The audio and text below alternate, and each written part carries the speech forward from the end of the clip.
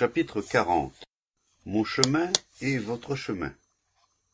C'était un érudit, qui parlait plusieurs langues et s'adonnait à l'étude comme d'autres à la boisson. Il faisait sans cesse des citations pour appuyer ses dires. Il était versé dans les sciences comme dans les arts, et lorsqu'il donnait son avis, c'était avec un petit hochement de tête et un sourire entendu, qui signifiait d'une manière subtile que ce n'était pas seulement son opinion qu'il exprimait, mais l'ultime vérité.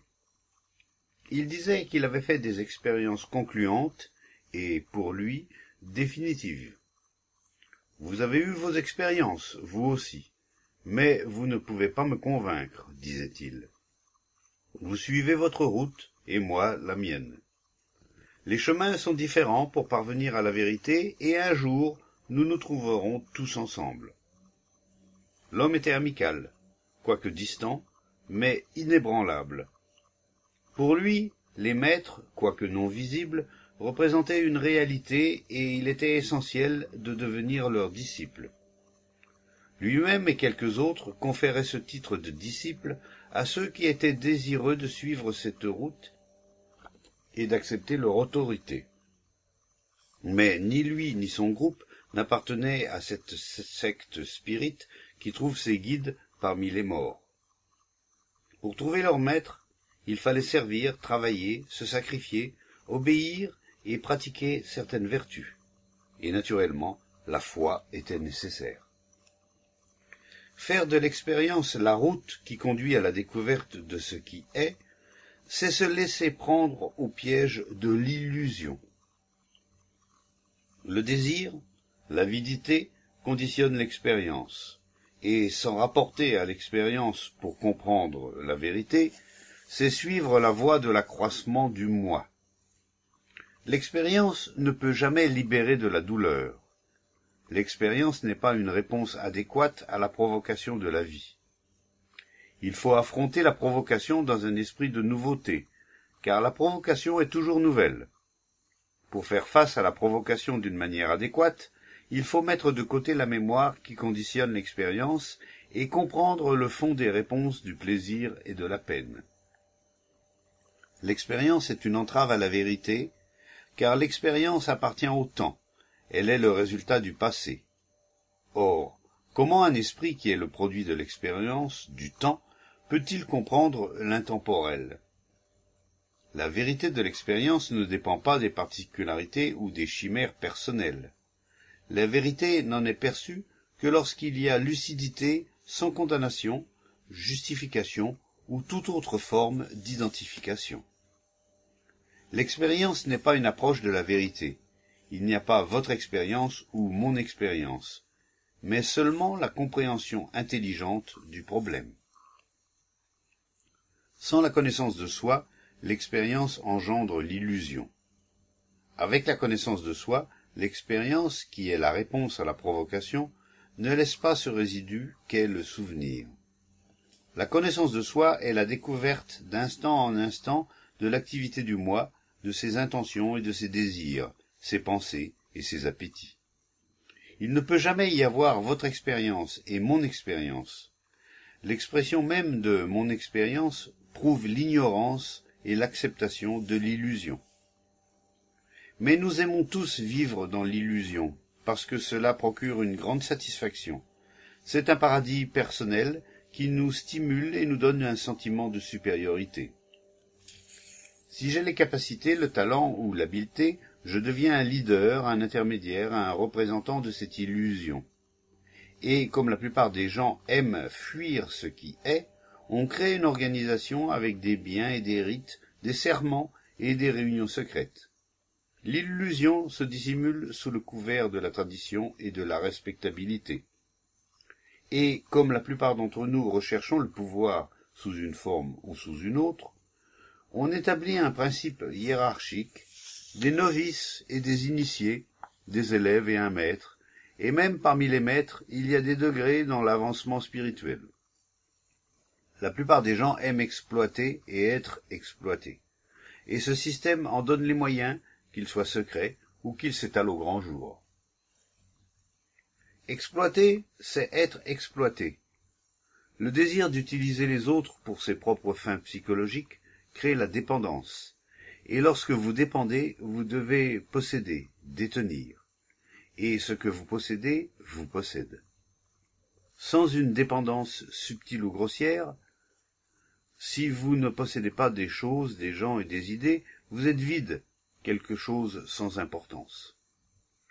Vous voulez être quelque chose, et pour échapper à la peur corrosive de n'être rien, vous appartenez à telle ou telle organisation, telle ou telle idéologie, telle église ou tel temple. Ainsi vous êtes exploité, et à votre tour vous exploitez. Cette structure hiérarchique offre une excellente occasion au moi de se développer. Vous pouvez souhaiter la fraternité. Mais comment peut-il y avoir fraternité si votre but est la destruction spirituelle? Vous pouvez dédaigner les titres de ce monde, mais lorsque vous admettez le maître, le sauveur, le gourou dans le domaine de l'esprit, n'adoptez-vous pas l'attitude même du monde? Peut-il exister une division hiérarchique ou des degrés dans l'avancement spirituel, dans la compréhension de la vérité, dans la réalisation de Dieu? L'amour n'admet aucune division. Ou bien vous aimez, ou bien vous n'aimez pas. Mais ne faites pas entrer le manque d'amour dans l'interminable processus dont l'aboutissement est l'amour. Quand vous savez que vous n'aimez pas, quand vous êtes conscient, lucidement et sans choix de ce fait, alors il y a une possibilité de transformation.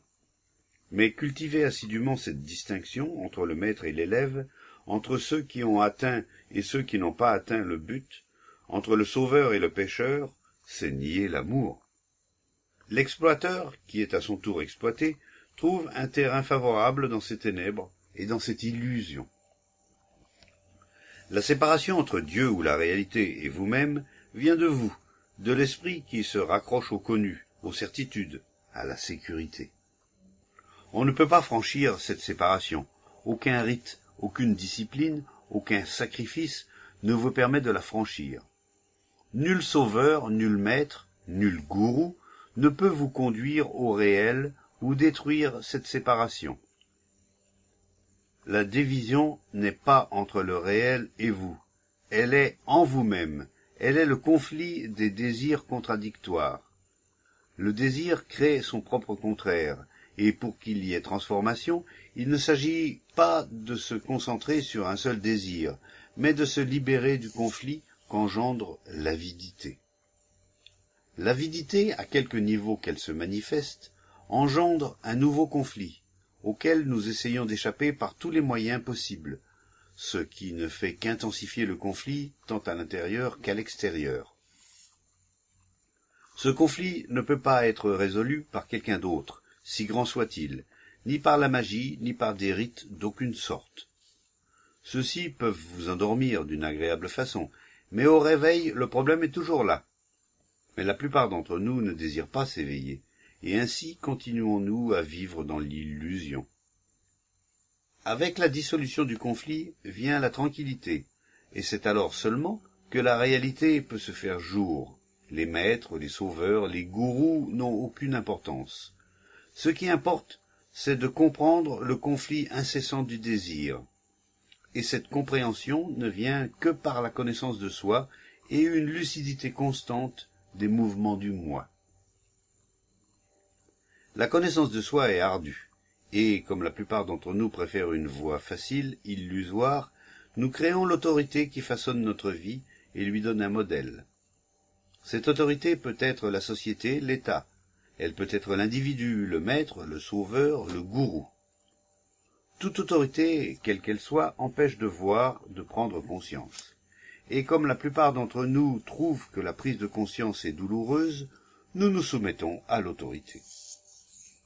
L'autorité engendre le pouvoir, et le pouvoir devient toujours centralisé, et de ce fait absolument corrupteur.